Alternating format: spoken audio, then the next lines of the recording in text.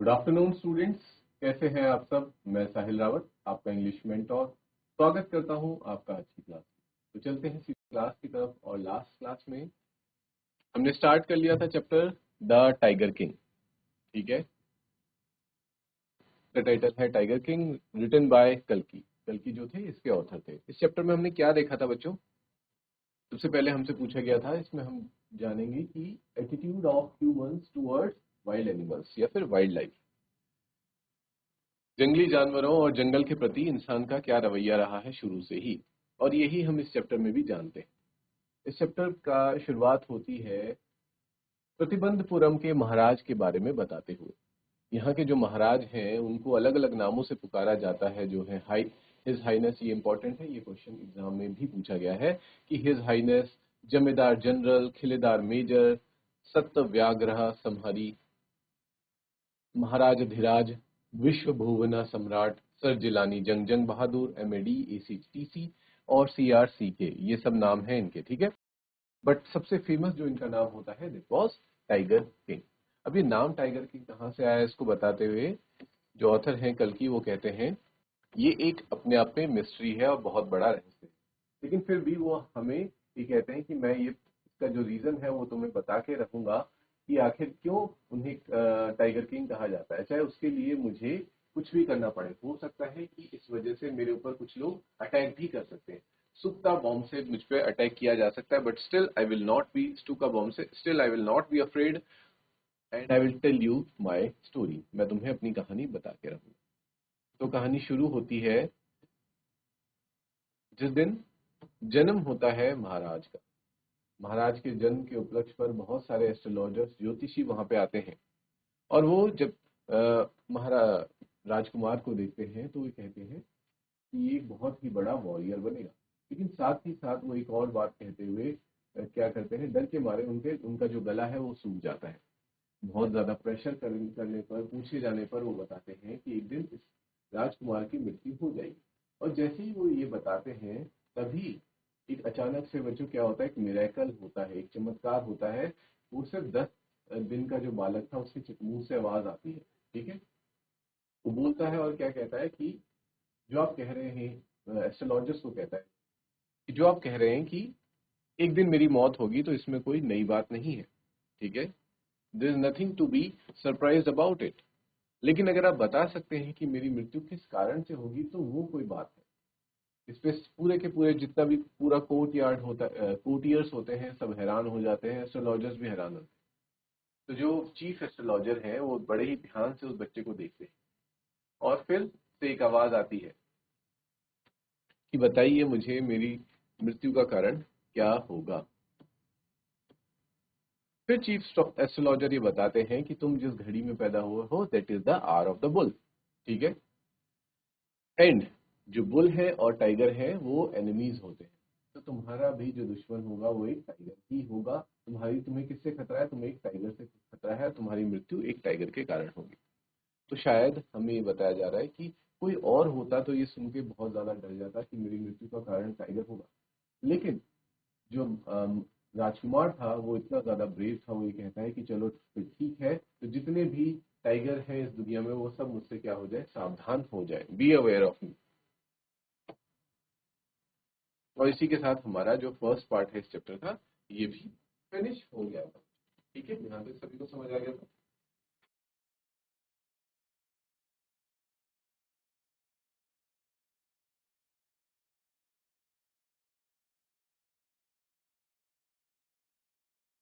करते हैं अब सेकेंड पार्ट को।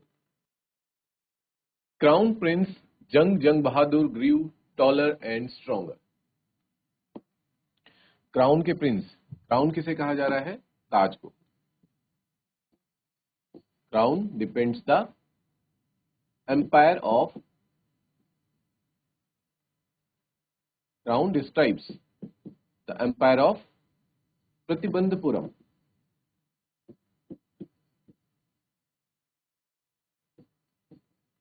उसको एक क्राउन डिनोट करता है। क्राउन प्रिंस उसके राजकुमार कौन है? जंग, जंग बहादुर ग्रीव। क्योंकि देखो सारी चीजें, सारा जो कहानी है वो एक पास्ट टेंस में चल रही है, तो हमने यहाँ पे यूज किया है बच्चों पास्ट का second form of verb. Taller and stronger, ठीक है। कंपेरेटिव डिग्री यूज की गई है, strong, taller and stronger day by day, दिन प्रतिदिन, क्योंकि उन्हें रोज कंपेयर किया जा रहा है। No other miracle marked his childhood days apart from the event already described. Clear है यहाँ तक? और उसके बाद कुछ भी ऐसा चमत्कार नहीं हुआ, सिर्फ जिस वक्त वो पैदा हुए थे उसके 10 दिन बाद ही ऐसा एक चमत्कार हुआ था। The boy drink the milk of an English cow. जो बॉय था, यानी कि जो राजकुमार की बात हो रही है, ड्रिंक, ड्रिंक यानी कि पीता था इंग्लिश काउ का मिल्क, यानी कि जो ब्रीड थी काउ की, गाय की जो ब्रीड थी वो थी एक English breed. Was brought up by an English Naini, और उसे पाला पोसा, ब्रॉट अप का मतलब यहाँ पे क्या है, पालन पोषण।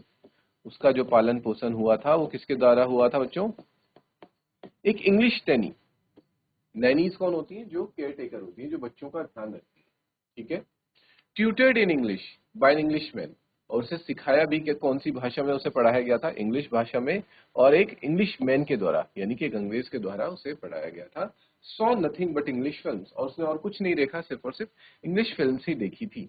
Exactly as the crown princes of all other Indian states थे। तो यहाँ पे कंपैरिजन किया जा रहा है जिस वक्त, ये इससे हमें ये पता चलता है बच्चों, ये किस समय की बात है, ये भारत की ही कहानी है, जिस वक्त भारत पर अंग्रेजों का अधिकार था।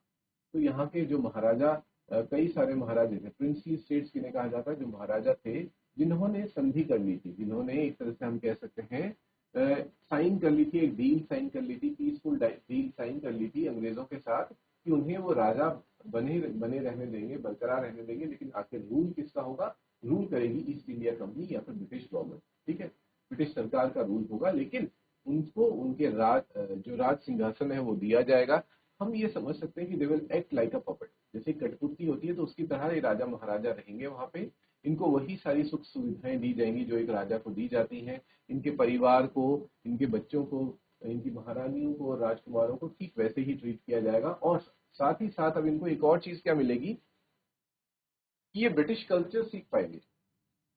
जो ब्रिटिश ऑफिसर्स हैं उनके बच्चों के साथ ये जाकर लंदन में पढ़ सकेंगे, ठीक है। ये लोग ब्रिटेन जाके पढ़ाई करते थे और उनके साथ ही रहते थे, उन्हीं के साथ इन लोगों का दोस्ती थी, इनका फ्रेंड सर्कल था, सब कुछ ये उनके साथ थे। तो इनका अपनी कंट्री से ज्यादा लगाव कम था, और ये बाहर इंग्लैंड में इन लोगों का ज्यादा ही क्या था, कनेक्शन। और इसी वजह से ये हर चीज क्या फॉलो करते थे, ब्रिटिशर्स की चीजों को फॉलो करते थे।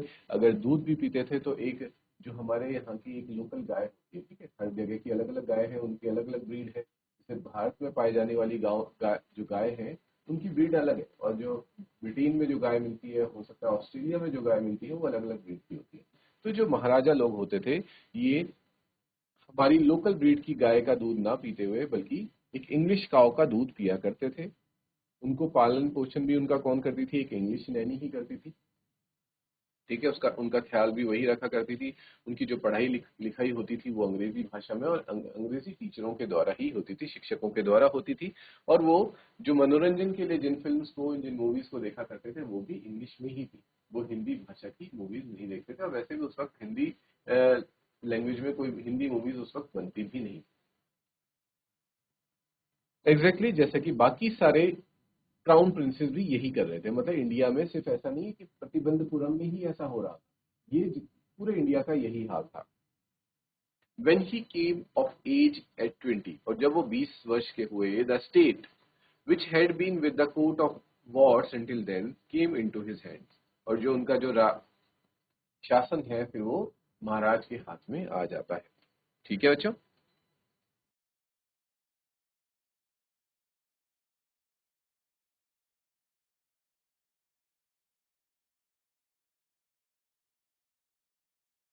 Everyone in the kingdom remembered the astrologer's prediction, लेकिन सभी को किंगडम में, राज्य में सभी को जो एस्ट्रोलॉजर्स ने, जो ज्योतिषियों ने प्रिडिक्शन की थी, ठीक है, जो भविष्यवाणी की थी, वो सभी को अभी तक याद, राज्य के सभी लोगों को।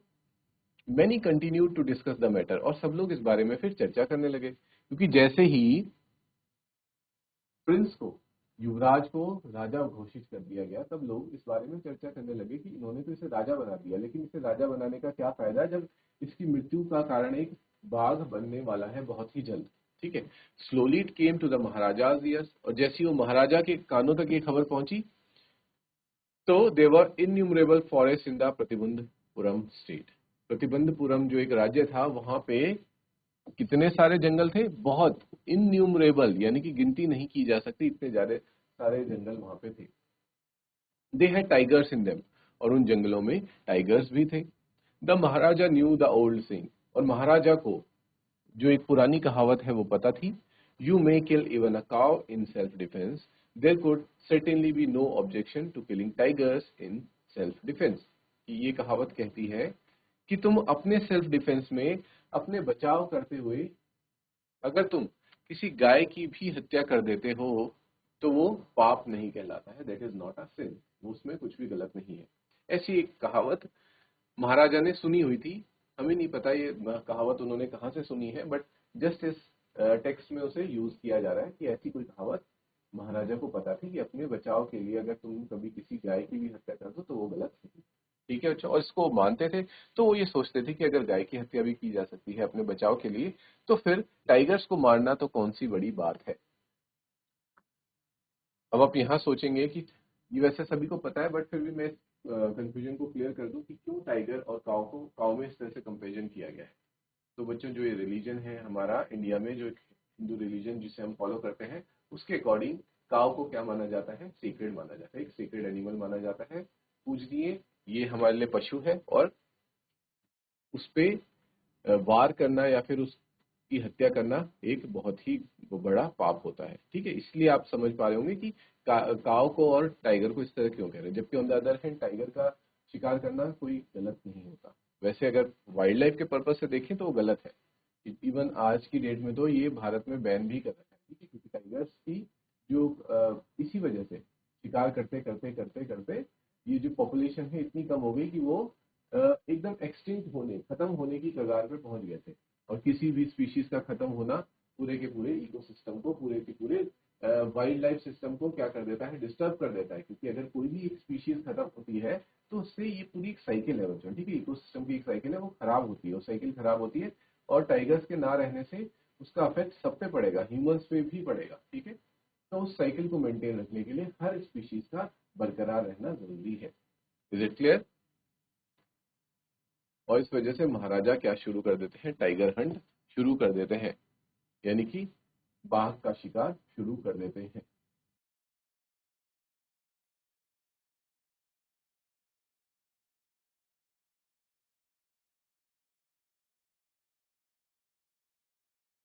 The Maharaja was thrilled beyond measure when he killed his first tiger. और जिस दिन महाराज अपना पहला शिकार करते हैं उस दिन उनकी खुशी की कोई सीमा नहीं होती है। थ्रिल्ड मतलब वो बहुत ज्यादा खुश होते हैं। He sent for the state astrologer and showed him the dead beast. वो जो राज्य के एस्ट्रोलॉजर थे, वही एस्ट्रोलॉजर जिन्होंने वो भविष्यवाणी करी थी, उसके पास उस टाइगर के डेड बॉडी को भेजते हैं, डेड बीस्ट यानी कि उस मरे हुए जानवर की लाश को, और कहते हैं व्हाट डू यू से नाउ, ही डिमांडेड। और ये पूछते हैं कि अब आपको क्या चाहिए, बताइए। मैंने कहा, आपने कहा था कि मेरी मृत्यु का कारण एक टाइगर बनेगा, मैंने उसे मार दिया।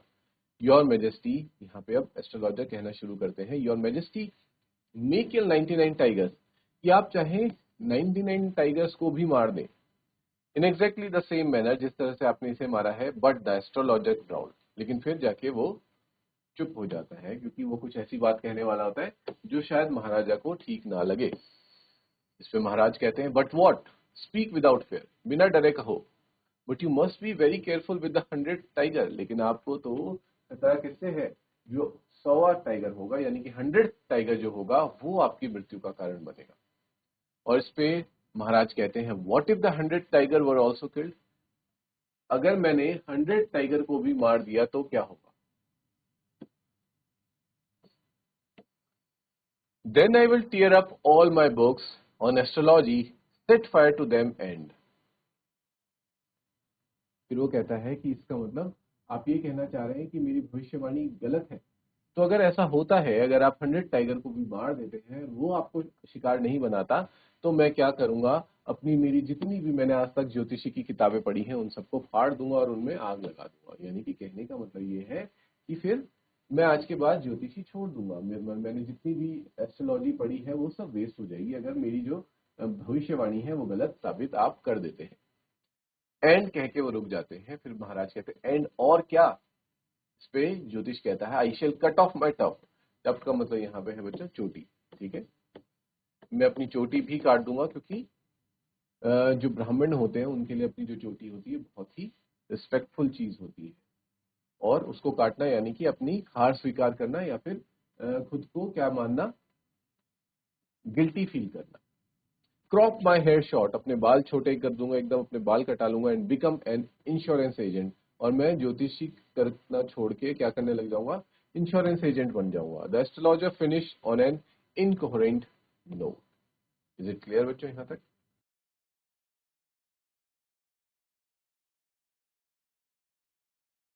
इनकोहेरेंट नोट का मीनिंग यहां पे है स्टूडेंट्स कि एक अनक्लियर चीज, ठीक है, एक अनक्लियर नोट पे अपनी बात को खत्म कर देते हैं। अनक्लियर क्यों कहा गया है? क्योंकि देखो ये अनक्लियर ही हुआ ना कि अगर भविष्यवाणी सही नहीं होती है तो मैं, ये सब तो ठीक था कि मैं अपनी एस्ट्रोलॉजी की बुक्स को खराब वो कर दूंगा, फेंक दूंगा, अपनी चोटी काट दूंगा। तो यहां से ऐसा लगना कि चोटी काटने का क्या मतलब है, बालों को छोटा करने का क्या मतलब है, और एक इंश्योरेंस एजेंट बन जाऊंगा। तो ये चीज थोड़ी सी समझ नहीं आती, इसे कहा गया है इनकोहेरेंट नोट। जो बात समझ ना आए वो किसी को भी समझ नहीं आती, महाराज को भी नहीं और यहाँ तक कि ऑडियंस को भी नहीं। ठीक है, इस तरह से हम देख पा रहे हैं कि डायलॉग्स का एक्सचेंज हो रहा है महाराज और चीफ एस्ट्रोलॉजर के बीच में।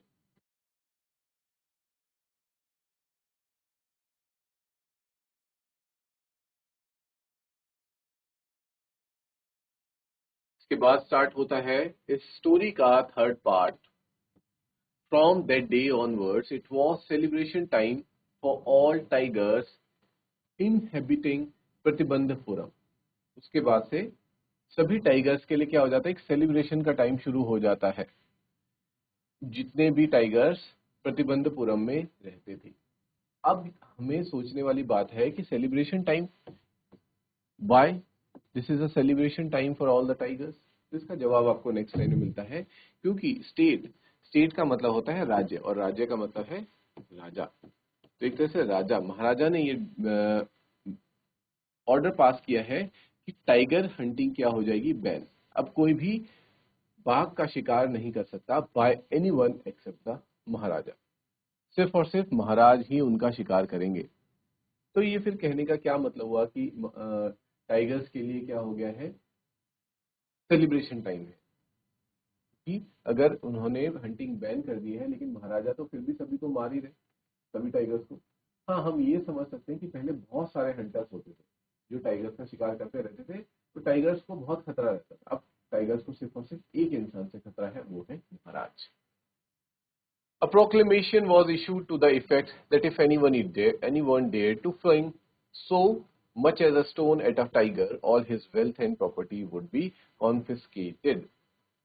लेना बच्चों, प्रोक्लेमेशन मतलब एक तरह से क्या कर दिया गया, सूचना भेज दी गई सब तक, एक ऑर्डर पास कर दिया गया, इशू कर दिया गया, एक ऐलान कर दिया गया कि अगर किसी ने भी डेयर किया, हिम्मत दिखाई टाइगर को शिकार करना तो बहुत दूर की बात, सिर्फ और सिर्फ एक पत्थर भी मारने की हिम्मत अगर किसी ने करी तो उसकी सारी वेल्थ, यानी कि उसकी जितनी भी धन दौलत है, उसकी प्रॉपर्टी है, वो क्या कर ली जाएगी, कॉन्फिस्केटेड, यानी कि राजा के द्वारा, राज्य के द्वारा जब्त कर ली जाएगी।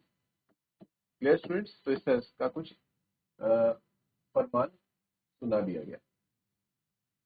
The Maharaja vowed he would attend to all other matters only after killing the 100 tigers.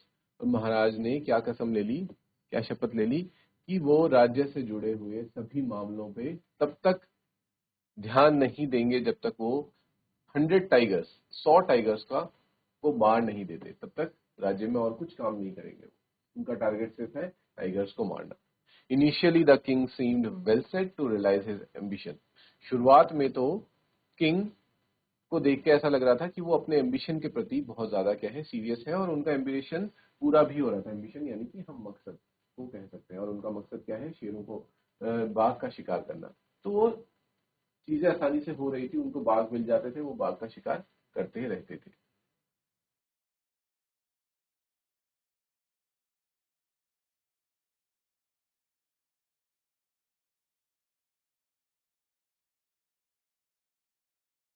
आगे बढ़ते हैं students.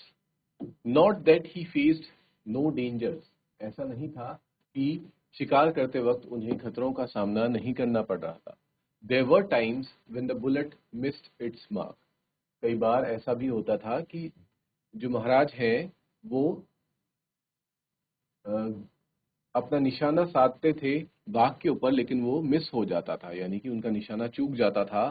The tiger left upon him, और जो टाइगर है वो उन्हीं पे ही क्या कर देता था, कूद कर हमला कर देता था। And he fought the beast with his bare hands, और उन्हें फिर उस बीस्ट से, उस जानवर से अपने हाथों से ही लड़ना पड़ता था। Each time it was the Maharaja who won, और हर बार जीत किसकी होती थी, महाराज की ही जीत होती थी। यानी कि इससे हमें ये पता चलता है कि महाराज जो थे वो सच में बहुत ज्यादा स्ट्रांग और करेजियस थे, जो कि टाइगर से बेर हैंड लड़ाई करके भी उसको हरा देते थे। एट अनदर टाइम, और कई बार ऐसा हुआ, he was in danger of losing his throne, कि उन पर खतरा आ गया था अपने ही राज्य को खो बैठने का। तो ये खतरा क्या था, इसके बारे में जानेंगे। A high ranking British officer, तो क्या होता है, एक बार एक बहुत ही बड़े पदाधिकारी ब्रिटिश ऑफिसर आते हैं प्रतिबंधपुरम में। He was very fond of hunting tigers, और उन्हें भी टाइगर्स हंट करने का, यानी कि शेरों का शिकार करने का शौक था। And fonder of being photographed with the tigers he had shot, और उन्हें इस बात का भी बहुत शौक था कि उन्होंने जिस टाइगर का शिकार किया है वो उसके साथ फोटोग्राफ भी लें, अपनी फोटो भी लें। As usual he wish to hunt tigers in Pratibandhapuram, और हमेशा की तरह, क्योंकि वो प्रतिबंधपुरम में आए थे और प्रतिबंधपुरम में बहुत सारे जंगल हैं, टाइगर्स हैं, तो उनकी ख्वाहिश ये होती है कि वो यहाँ पे भी टाइगर्स का शिकार करें। But the Maharaja was firm in his resolve, लेकिन महाराजा ने तो शपथ ले रखी थी कि वो किसी को भी वहां पे क्या करेंगे, टाइगर्स का शिकार नहीं करने देंगे, कि अगर हो सकता है, वो नहीं चाहते थे कि कोई और टाइगर्स का शिकार करे, वो टाइगर बच जाए और मेरी मृत्यु का कारण बने। उन्हें ही खुद सारे 100 टाइगर्स को मारना था। ये रिफ्यूज परमिशन, और इसीलिए वो परमिशन देने से मना कर देते हैं और कहते हैं I can organise any other hunt, मैं कोई और हंट आपके लिए ऑर्गेनाइज कर दूंगा, टाइगर को आप नहीं मार सकते। You may go on a bore Hunt, कि आप भालू का शिकार करने जा सकते हैं। बोर, सॉरी, बोर होता है बच्चों वाइल्ड पिग, ठीक है, जंगली सुअर का आप शिकार कर सकते हैं। You may conduct a mouse Hunt, या फिर आप चूहे का शिकार भी कर सकते हैं।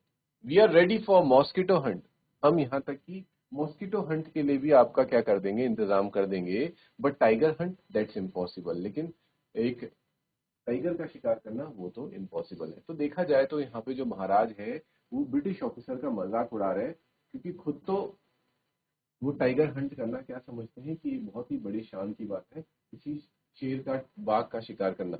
लेकिन सेम चीज कौन फील करता है, वो जो ब्रिटिश ऑफिसर है वो भी यही फील करता है। मतलब आप देख पा रहे हैं बच्चों कि जो ऑथर है वो हमें क्या बताना चाह रहे हैं, वो ये बताना चाह रहे हैं कि जो इस तरह के लोग हुआ करते थे, जैसे महाराज है या फिर ये ब्रिटिश ऑफिसर है, ये अपने करेज को और अपनी, हम कह सकते हैं अपनी ईगो को सेटिस्फाई करने के लिए, अपने अहंकार को सेटिस्फाई करने के लिए क्या करते थे, जानवरों का शिकार किया करते थे। क्योंकि जानवर का शिकार करने से इनको क्या मिल रहा है, कुछ भी नहीं, ठीक है।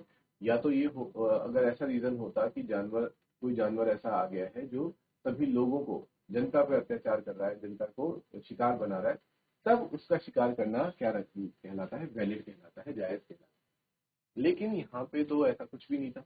बट स्टिल ये लोग शेर का शिकार या फिर हम कह सकते हैं टाइगर हंट इसलिए करते थे ताकि ये खुद को क्या दिखा सके, खुद को बहुत ज्यादा करेजियस और स्ट्रांग दिखा सके, ठीक है। और क्योंकि किंग जो है वो खुद को सबसे स्ट्रांग समझता था, तो वो ब्रिटिश ऑफिसर का मजाक उड़ाते हुए कहता है कि वो चाहे तो बोर हंट कर सकते हैं, यानी कि जंगली सुअर का शिकार कर सकते हैं, या फिर चूहे का, या फिर मच्छर का भी वो हंट कर सकते हैं, शिकार कर सकते हैं, लेकिन टाइगर का नहीं कर सकते। वो सिर्फ कौन करेगा, वो सिर्फ मैं ही करूंगा।